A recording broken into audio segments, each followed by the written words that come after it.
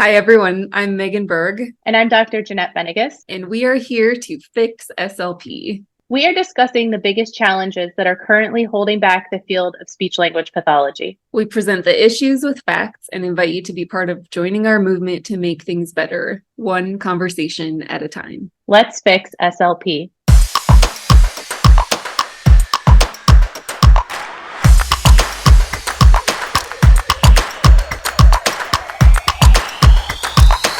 Hi everyone. After recording, Ashley let us know that on January 9th, Governor Reynolds proposed changes to Iowa's education system, which would impact the Area Education Agencies, or AEAs. Aisha is working with their lobbyists and school-based SLPs to obtain further information and will keep its membership updated as this progresses. Enjoy the episode. Welcome back, Fixers. This is Jeanette, and I am excited to be bringing you our second bonus episode where we get to highlight state membership associations. This is an extra fix, if you will. Today we have Ashley from AISHA, the Iowa Speech, Language, and Hearing Association. I wanted to remind you that the views stated today are not reflective of the personal opinions of the guest, but instead are representative of the State Membership Association Executive Board as a whole. We hope you enjoy hearing about AISHA. Hello, Ashley. Hello. Welcome to the Fix SLP podcast. We are so excited to have you. I am so excited to be here. Yeah, Ashley is our second bonus episode, which I'm lovingly referring to as an extra fix. We'll have many extra fixes, but one series is highlighting the state association. So Ashley is number 2 on our list, and she's from Iowa. So Ashley, why don't you tell us a little bit about yourself? Sure thing. Like I said, I'm Ashley. I am the current Ashley Laudick. I'm the current president of the Iowa Speech Language Hearing Association.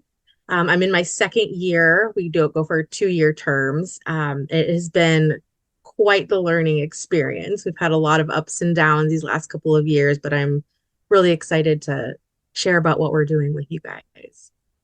And are you a practicing clinician? Yes, I'm sorry. I am adult medical. So I do a little bit of everything. I do mobile fees. I work for a great company out of Kansas City, Mobile Fees. I do some PRN in skilled nursing, and I do some PRN in LTAC. And then this year, hopefully, I should be starting my own, I'm hoping, private practice. So I have a lot going on. Yeah, that we'll have to talk mobile fees after I press stop. 100%. I didn't realize that when we first got on. Okay, tell us something fun. Do you have a hobby or something you do? I like me, I don't have any free time, so don't ask me that question. But is there something that you enjoy doing? Yeah, I do. My husband likes to say that I'm perfect to work with geriatrics because I was born an old woman in a young body because I love to knit and crochet. It's kind of my jam, how I relax and get away and stuff for a while. So I have literally like drawers full of yarn and accessories and stuff. So that's kind of how I relax. But that I'm in the car all the time doing fees and traveling. So a lot of podcasts, a lot of audiobooks, hanging out with my kids. Got a husky. She just keeps me, full of hair all the time. So yeah. What do you like to knit or crochet? Like what's your thing? I'm such a dork. I love to make shawls and like really big scarves, but I never, ever, ever wear them. I also don't finish things half the time.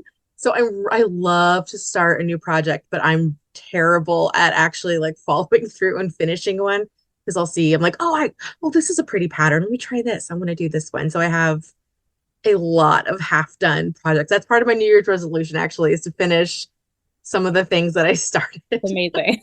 I would love to learn to do that. I tried once. My cat found like what I had started, and I was a beginner. So it had taken me forever to get what I had done, and she unraveled it, and I never went back. I was like, forget it. Cats are the Someday. worst. Someday. Yeah. No offense to any cat people out there. All right, let's jump into some good stuff while you're here.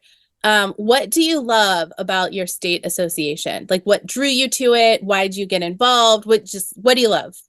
I love it. So our state association has been kind of a part of me since the beginning. I remember being an undergrad many, many, many years ago. And it was just expected. You went to the state conference, you went to the Aisha conference, and you listened to people who were, at the time thought were smarter than you will ever be. And you tried to learn and follow along and answers, keep up with the commentary and stuff. But that was just what you did. And so right off the bat, nerd that I am, I wanted to be on the board at some point in my career. I found speech pathology after I tried like 18 different majors. It just kind of fell into my lap. And I was so grateful to finally have a point in life that I wanted to be a part of something to help give back to this profession that I really, really do like on most days. Some days are hard, but most days I really love it. Yeah, I say it's always been in the back of my mind to do that. So the opportunity came up in, 2020 for me to join the board as the president-elect. So I've been on the board. This is going on my 4th year doing that. And it's been really interesting. I've learned a lot about how it works behind the scenes. There's so much work that goes into these state associations that I don't think anybody who hasn't been on the board can fully appreciate or comprehend. I love the networking. We're so isolated. I'm in the car all the time, or I'm the only SLP in the nursing home or the hospital and stuff. And so it's very, very isolating, as so many of us know. And so conference time is really the opportunity to get together. Like, oh, I've seen your reports, and oh, how are you? And like, oh, you're at a hospital near me. Oh, that's great. Let me send you some referrals my way. And can I call you when I send somebody out for a modified, or call me if you need fees, that kind of thing. So I love that aspect of it. It's really, really my favorite thing. I like the learning too, but the socializing is kind of my jam. Yeah. Yeah. You're making me think I go to the Pennsylvania State Association and I volunteer for them, but you're making me think, man, why aren't I going to the Ohio one and networking like that? Do it. Money. It's money. It's all money, right? Like you can only do so many. Oh God, money. Ugh, I know. We can't function without it. I know. So, Megan and I have not, like, I'm volunteering, but neither one of us have been on the board of our state association. So we've been learning in this process too. We have not mentioned this yet, but why don't you, just for our listeners, explain what the president-elect is versus the president? Like, we learned there's this whole like 3 Ps thing that we had no idea. And so once we got this idea of highlighting the state associations, that's when we learned about it. So let our listeners know what that is, because I'm betting most don't know. Absolutely. Yeah. So if you join, at least that's how Iowa runs. So if you join the board here in Iowa and you're like, I want to be in charge, I want to be the president, it is a 6-year commitment. So it is 2 years of being the president-elect, 2 years of being president, and then 2 years of being past president. While you are president-elect, you are kind of learning the ropes, seeing how things move. Maybe you've been on the board before, so you have an idea, or maybe you're like me, who had never been on the board and just kind of got thrust into this position because they're like, hey, would you want to do this? And I have a hard time saying no. So it's kind of like our current president-elect. I'm trying to use this as like a mentorship opportunity for him. So we have an audiologist coming on as our president-elect, which is super exciting. And so he and I, we collaborate on things. We talk about stuff, make a plan so that when I transition out of this position, he can move right on in. And it's super smooth.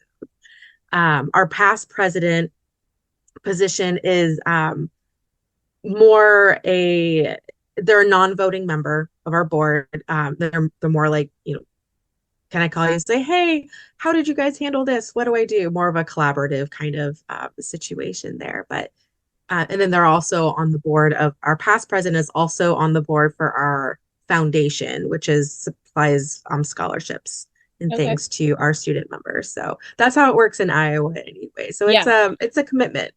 I don't know.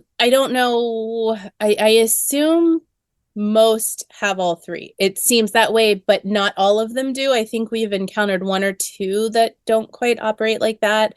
But I assume like what the past president serves on is probably different in every state and how they operate. But it seems like most states have a 3Ps that Yeah.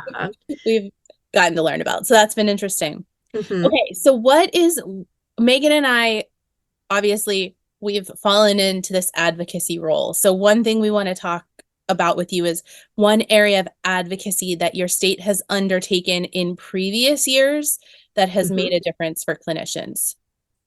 Yeah, so we've had quite a bit of things going on in Iowa right now. A couple of years ago, one thing we were really kind of fighting against was I don't want to use the word fighting, but trying to figure out with music therapy. I don't know if other states go through that as well, but they're wanting to bill, Mhm. 92507 to treat, speech, communication, voice. And we're like, no, no, no, no, no.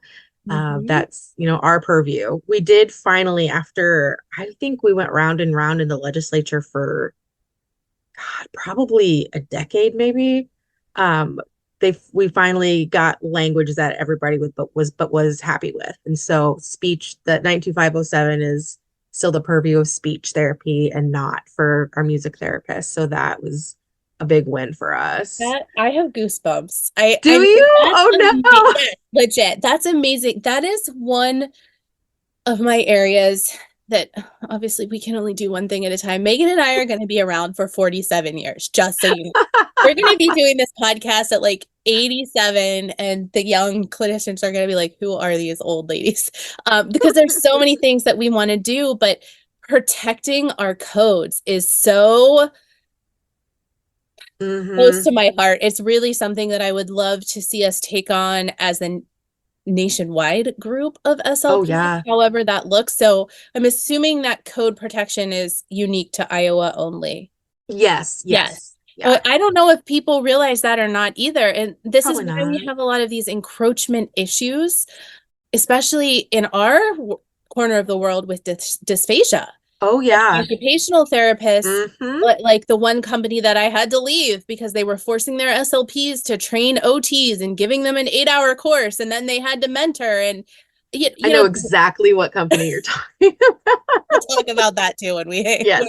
Oh, I love it. stop recording. But one of my regional managers lives right behind me, and our kids play all the time. And he's a PT, and we've talked about this multiple times. He always says, Jeanette, you guys need to start protecting your codes. He's like, physical therapy has done an excellent job of that. Chiropractors can't build our codes anymore. He's like, you guys would be ahead if you could just protect your codes. And I was like, he's right. So good for you Yeah, guys for absolutely. doing that. You take on Yeah. that dysphagia code next. Get it going. I know. Oh God, there's so many dysphagia things. Yeah, but I mean, I know in pediatrics too, it's, there's a lot of that going on, in their corner as well. I've heard it and I've seen it. I just don't follow it as closely. But yeah, I think across the board, speech therapy codes need to be protected for speech therapy billing only. Period. Absolutely. Good for Totally you guys agree. for doing that. Oh my gosh, that's amazing. Okay, so is there anything that you're working on right now in terms of advocacy? So we're we're a little bit in a holding pattern right now. So our government decided they're going to reorganize and restructure everything. All of our departments are going from like 43 departments in our state government to like 16. I might be off on those numbers. We don't have final stuff yet, but they're getting rid not of our license, but of our licensing board. So right now we have the licensing board for speech pathology and audiology. They are talking about what they want to do is remove that board and put us under the board of medicine, which is not ideal for many reasons, and have like, one SLP or one audiologist act as a, advisor to the board of medicine. But ultimately, like any type of licensure reprimands or changes to licensure would be under the purview of the board of medicine, and they would only quote like ask our opinion about things, which is not ideal. They are putting PT and OT under the board of rehabilitative medicine, which is a better fit for us as well. It's not perfect, but if everybody's going to lose out on this, we might as well be grouped with PTOT, and at least we have some type of, similar Right. stuff going on, Yeah. Yeah. so it's really interesting right now. Everything is kind of up in the air depending on where all this falls. When they first came out with this, we submitted public comment. We don't agree with losing this. We have a very unique job that we do that encompasses not just the medical side. We have school based, we have private practice, we have all of these different areas that we cover. And so putting us in a corner, in a pocket where people who don't understand what we do are deciding our fate is a really scary thing. Yeah. So we reached out to, to the board, to the legislature, we submitted public comment.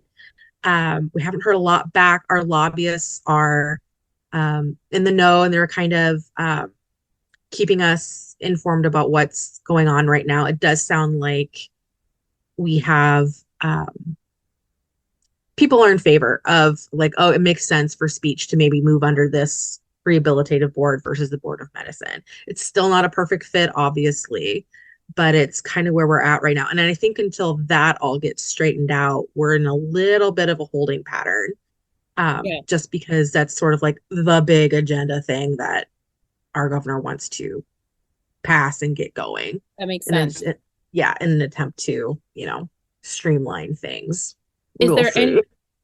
Is there anything that clinicians can do in Iowa to better support this effort, or is it just in their hands now and you're waiting for the final decision? I think I'm not 100% where we're at right now. It's been kind of messy and unclear. I don't think it ever, ever, ever hurts to reach out to, your congressmen, to your local representatives, to make sure that they're aware of like, hey, there's consequences to what we're doing. This is where I work. These types of folks on these boards aren't necessarily going to understand what we do. Being under the guise of, Department of Inspections and Appeals versus Health and Human Services, the goals there too are very different. And so what does that mean going down the road? We're not 100% sure. Okay. So I think, reaching out to your legislators, your representatives, to say, hey, we have concerns about this. I know Aisha's already submitted letters of concern and things, but we're also concerned too as well. Yeah. So we have fixers if you're listening, send a letter to your legislator. Please. Iowa only. It's not going to help if you send it from like California, but Sure. Iowa folks, if you have a state license in Iowa, go send a letter to your state representative. Let them know what you think, and hopefully you guys can get that taken care of. Give us an update when just so we can absolutely help you in the know I'd be too. really interested to see. Yeah, or if there's something else, if there's some other advocacy effort that we could be talking about for you, let us know. So once you get through this, is there an agenda for the future? Are there things that you'd like to continue to improve in Iowa that you anticipate might be on a future agenda to try to advocate absolutely for?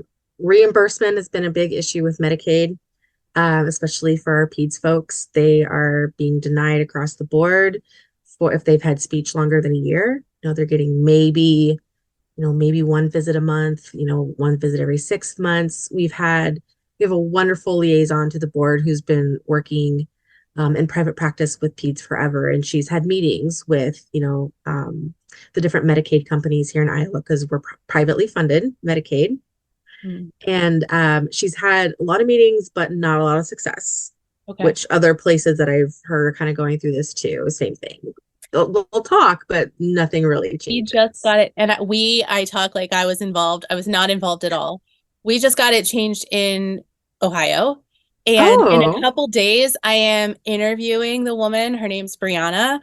I'm doing another extra fix with Brianna so she can talk about her process. That's amazing. So listen to that. I don't know when that will release. Yours will probably come out first, and then anybody listening, look for another extra fix with Brianna, who got the Medicaid rates significantly changed in Ohio, and now she's gathering the troops to do private insurance next. So That is I mean, the woman amazing. is on fire. I No am jealous of kidding. her. So Oh, I yeah, love but that. Sweet. okay. So every year, the agenda in states kind of changes. How does your state sort of figure out their agenda, what they want to advocate for, what they're going to do that year? Walk us through that. How does that work? So we do strategic planning every 3 to 5 years or so. So that helps kind of guide what we're starting with. And then depending on what kind of pops up, you go in with a plan, and then, the legislature decides they're going to pop up with all this stuff that you have to come out for or against. And a lot of times, our goals get sidetracked because, they've proposed some ludicrous stuff about, only can only communicate one way, something ridiculous like that. Of course, we have to come out against that, and, parent choice and all of these things. So it's been a little bit of a challenge. We did get we had our interstate compact passed, which was fantastic. We kind of got to piggyback on the back of OT with that. And then people who bring stuff to our attention. So reimbursement's a huge one. Medicare, Medicaid, not going to name up about Medicare, but Medicaid, private insurance, that kind of thing. For me, the other thing is pay rate here in the state of Iowa, which is notoriously low. And I'm sure about all of that. And again, legislatively, and I'm not 100% sure what we can do about it, but just bringing awareness to what it should be and comparing and being open about those things is important, I think, for all of us. Well, and getting those reimbursement rates up too, right? Because at the Mm-hmm. end of the Oh, day, yeah. that's what drives pay. It's not Mm-hmm. I don't know if you listened, or listeners, if you haven't heard, Megan and I did a limited series podcast before we did this called Other SLPs Pockets, where we talk about negotiating rate of pay and advocating for yourself in that way. But at the end of the day, some employers, they can only pay you so much. You have to keep the lights on. You have to pay the rent for the building, or, the equipment and the toys and the insurance. And there is a cap. Like, not everyone can make $100 an hour, especially in Ohio. 92507, that was 32 and change reimbursement for Medicaid. How do you pay anybody with that? So I think it starts with getting reimbursement up, and then that, there can be a trickle down effect from there. But this is years worth of work as our, cost of living continues to go up and rates continue to go down. And I was just gonna say, it's a whole other podcast. It actually is.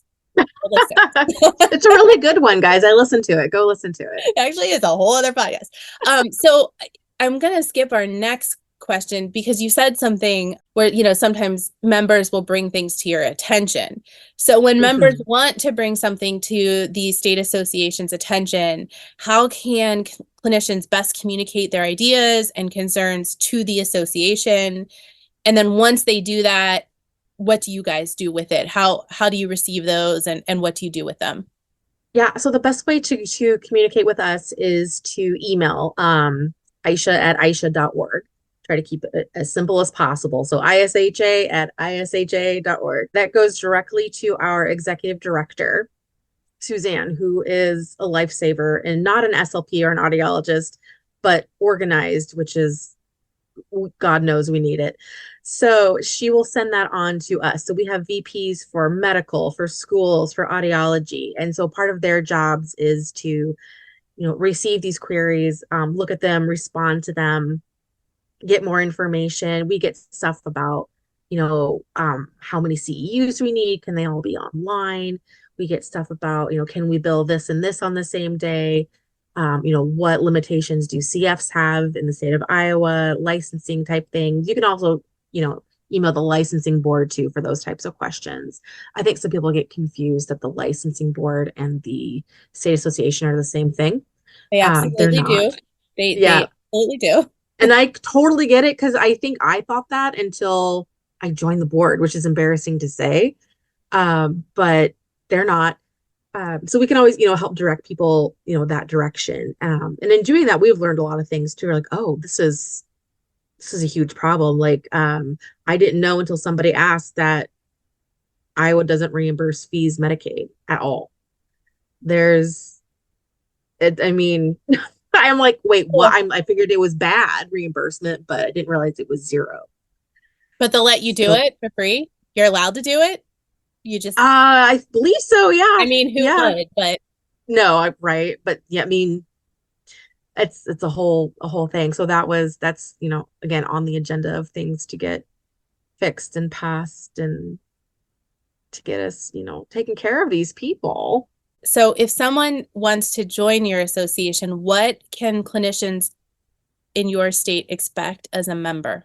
Anybody can join. We have several different types of membership. So you have like a regular member, we have student membership, we have first year professional membership, second year professional membership, retirement, and they're all at different prices. So like your regular membership runs $110 a year. Students, it's 35. First year professionals, I think, is 35. Retirees, I think, is 70 right now. So we want to make it as easy as possible for people to join the association. And so we try to keep our prices down as much as we can, but we do have expenses. Lobbyists are expensive.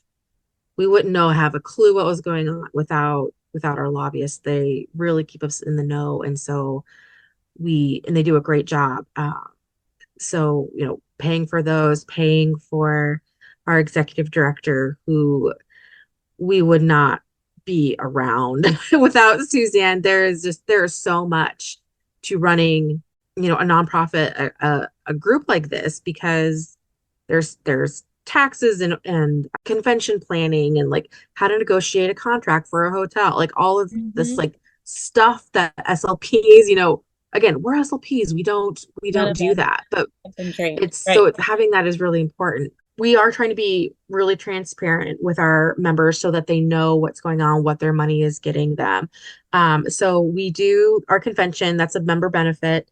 You get a good reduced price for that at the convention. And then 5 or 6 times a year, we're also offering online free CEUs to our members, kind of in all of the different areas: audiology, medical, school-based, SLP stuff. And that's free for members. And then we charge like a nominal fee for non-members, like $20. Like I said, we have our lobbyists. They send out weekly emails about what's going on in the Capitol, what's kind of on the agenda, what bills are up for vote, what's in committee, and kind of the plan going forward. And our legislative session runs from January to usually mid to late April. And so they keep us going. It's a really busy time for them. Do you know what you guys pay that lobbyist? Do you happen to know? Yeah, we pay them $12,000 a year. 12,000. Yeah. That's a steal. I mean, because we talked to another state privately who told us $90,000. No. Uh-huh. Yeah. Because Megan and I, listen, big plans here. We thought we would help crowdfund lobbyists for each state. And when that state was like, I'm not trying to be rude, but how do you plan to do that? We pay our lobbyists $90,000. $90,000. Oh, just kidding. Maybe we'll just do a podcast instead because that's free. Wow. Yeah. That's wild. And maybe there's multiple lobbyists in that quote, but we didn't really dig. We just felt dumb. I mean, that we have like 3. We have like a group, really? Like 3. 12,000 for 3? Yeah. We could crowdfund that. That's so funny because bodies. That's so funny that's because I thought we were like way overpaying. I'm like, I don't even know what they're doing for us. We need to start asking the state associations if they have lobbyists now and how much they cost. Because now I am like deeply interested in this. Yeah, no, I mean, when you have a nonprofit and you have lobbyists, the cost of what you pay your lobbyists can't exceed the cost of like what your membership pays to your nonprofit, because the IRS doesn't like that. And they're like, oh, well, you have undue influence. If you're making the same amount or less than what your dues are for your members, if you're paying more to your lobbyists, IRS like, you can't, that's not fair nonprofit. I don't know what the actual saying is, but like you can get in trouble for that. Interesting. So if you get more members, you could pay your lobbyists more and do more things. I don't know that that's necessarily true. I think they already do quite a bit for us, but we could actually, but this is, and I'm a little off kilter tonight anyways, and you can cut this out because, so Suzanne, our executive director, she sent an email to me and Kevin, my president-elect. She's like, hey, so she's going over the budget with our treasurer. Aisha will be defunct in 2 years. We won't have any money left. We shouldn't cut that out. Your members need to hear that. The people in your state, this is why, listen, all of the state associations are struggling. And this is why we want to highlight you guys and just, get what you're doing out so people can think about maybe investing, if they have the money to do it, investing that money into the state and potentially even volunteering to get stuff done, because it takes everybody. And we're never going to see change in the field like protecting the codes like you did in Iowa, or changing Medicaid rates like happened in Ohio. Those things are never going to happen if we don't have these associations helping us do it. And so it's so important. This is going on everywhere. We've been talking to a lot of states. I don't think you're alone there. And that's why it's an emergency. If we want state associations to be helping us advocate for the things that we need to get involved and we need to pay our dues. And 110 isn't really that much. That's affordable. And, the state membership cost is all over the board. But what I love that you said too, is that first and second year member price. That's the first I've heard that. And that's awesome, because coming out of school, you're just getting like maybe your first place by yourself, or, buying a car and like paying for your first year professional experience, which looks like a lot of different things in a lot of different states. And there's, people think, oh, I'm out of college, now I'm going to make a lot of money. But then adulting, you get hit with a lot. So that's great too for new grads who are first year and second year professionals. That's amazing. That's $35.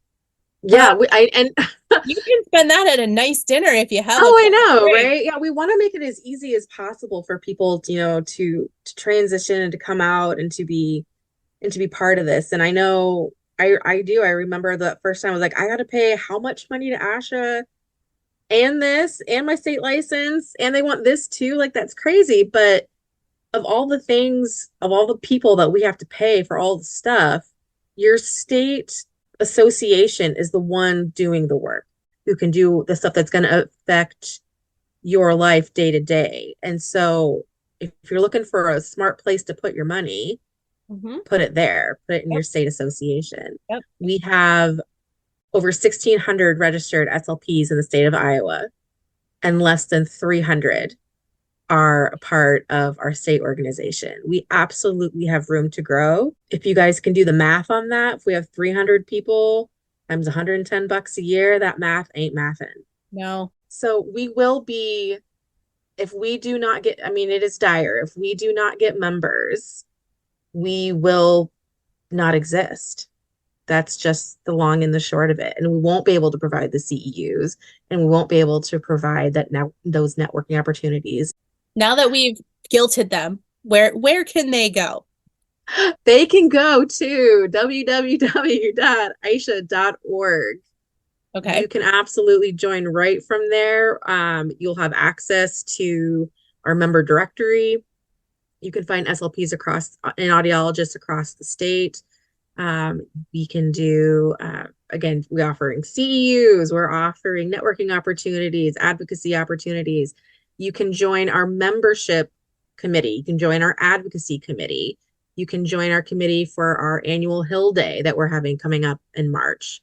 So there's lots and lots of opportunities. You can go from listening right now to being the president-elect on the next cycle, just like Ashley did, not involved, to almost president.